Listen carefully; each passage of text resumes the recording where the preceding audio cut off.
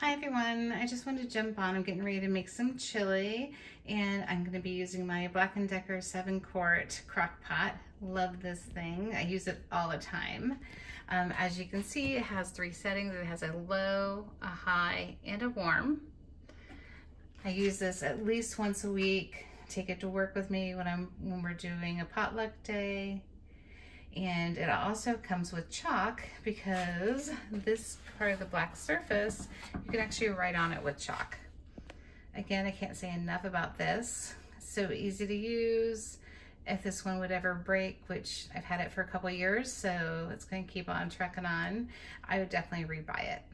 Thank you so much. I hope you found this useful. Oh, it also comes with a cookbook. And like I said, it lives on my countertop. It looks super nice too. Isn't it super cute? Love it.